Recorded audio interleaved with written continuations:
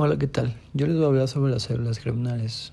Estas son aquellas que se encargan de la formación de los gametos, es decir, los óvulos y los espermatozoides. De allí que contengan información genética que será transmitida al embrión. En varias especies mamíferas, estas células aparecen en la región del surco primitivo en la raíz del alantoides.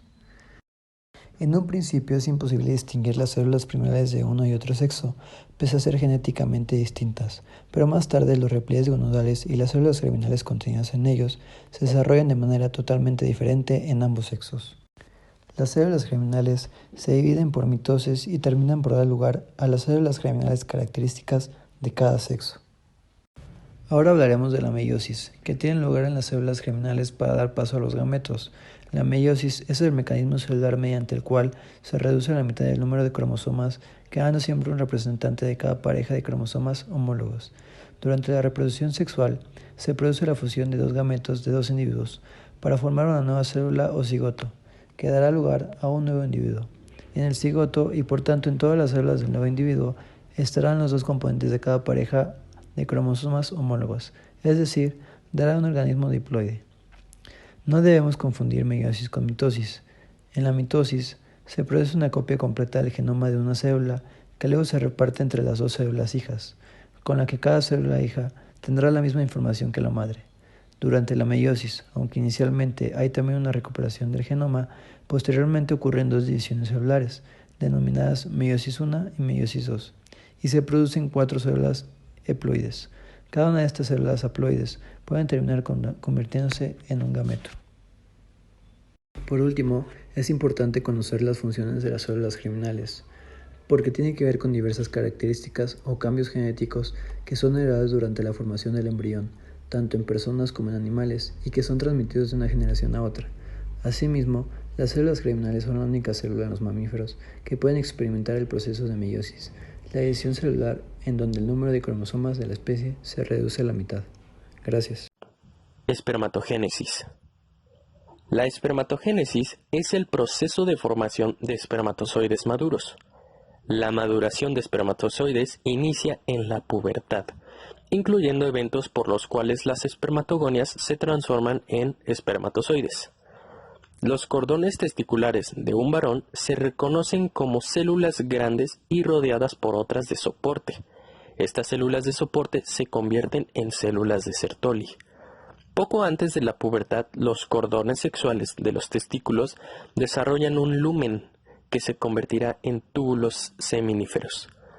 Casi al mismo tiempo, las células germinales primarias dan origen a las células troncales espermatogónicas, para dar origen a espermatogonias de tipo A, marcando el inicio de la espermatogénesis.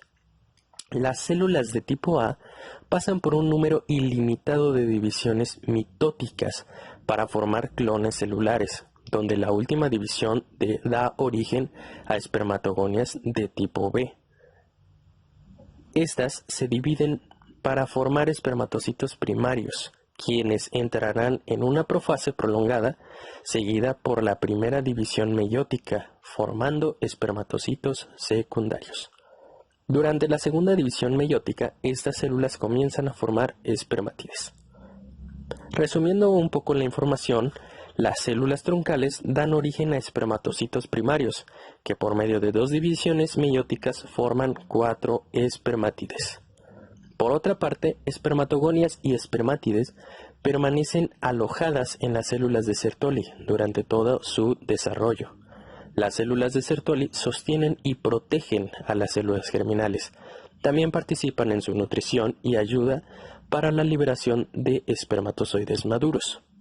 Y bueno, para concluir, la espermatogénesis está regulada por la hormona luteinizante, que se une a receptores de la célula de Leydig, para estimular la producción de testosterona, que a su vez se une a las células de Sertoli para promover la espermatogénesis.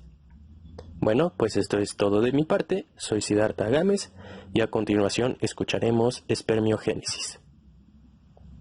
El día de hoy me corresponde abarcar el tema de espermiogénesis o espermioteliosis, que esta consiste en una serie de cambios que da origen a la transformación de espermátidas en espermatozoides. Pero antes de continuar con el tema de espermiogénesis, debemos recordar que las espermátidas son el resultado de una serie de divisiones que pasaron las espermatogonias durante la espermatogénesis. Las espermatogonias de tipo A son las que dan inicio a la espermatogénesis, pasando por divisiones mitóticas para formar clones celulares. La última división celular de las espermatogonias de tipo A son las que producen espermatogonias de tipo B, dividiéndose para formar espermatocitos primarios que posteriormente entrarán en una división meiótica, dando origen a espermatocitos secundarios y finalmente las espermátidas.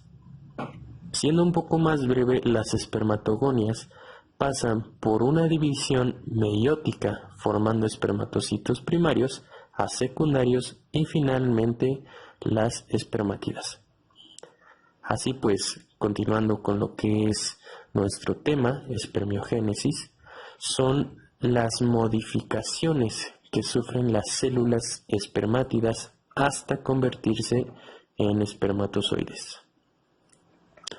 Bueno, pues estas modificaciones influyen en formación del cromosoma a partir del aparato de Golgi, cubre la mitad de la superficie nuclear, condensación del núcleo, formación del cuello, pieza intercalar y la cola o el flagelo, y eliminación de la mayor parte del citoplasma.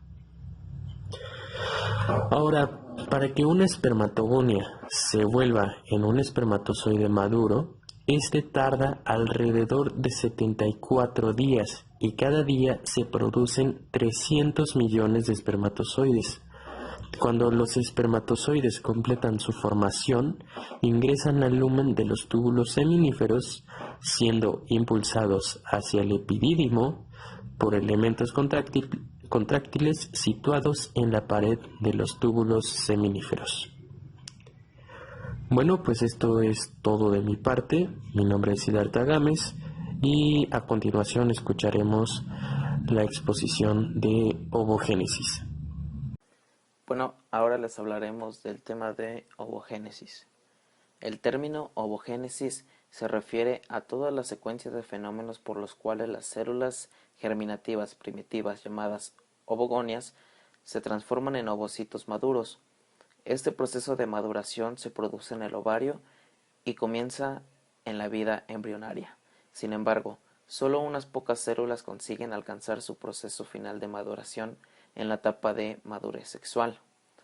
Las ovogonias proliferan por división mitótica y crecen para formar ovocitos primarios, que se rodean de células de tejido conjuntivo formando el folículo primordial. La ovogénesis comienza durante el desarrollo embrionario de la mujer y este comienza en el ovario y finaliza en las trompas de falopio.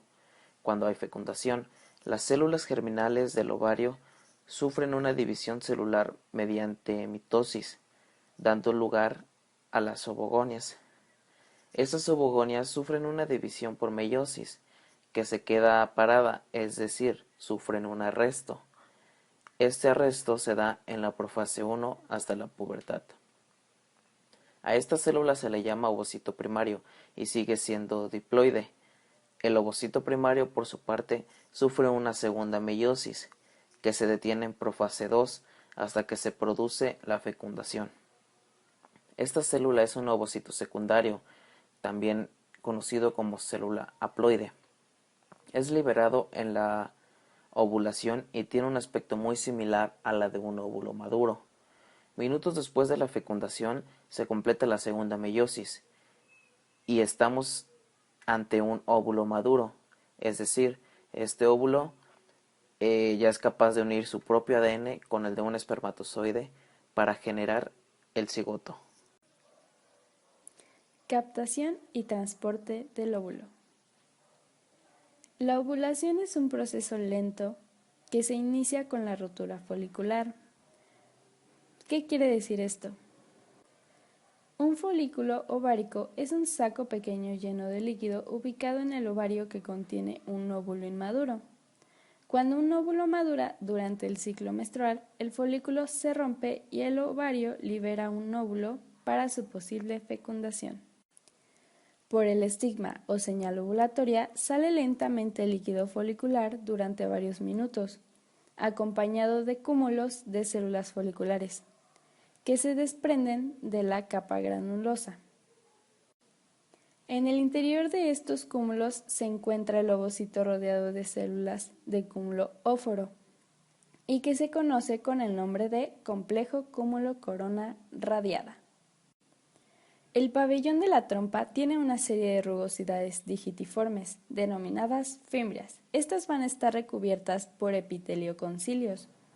Una de estas fimbrias, llamada ligamento tubo ovárico o músculo tractor tubo ovárico, se contrae en el momento de la ovulación, aproximando el pabellón tubo ovárico a la zona del ovario, donde se produce la ruptura folicular, de tal manera que el cúmulo es impulsado al interior de la trompa por la corriente creada por los cilios.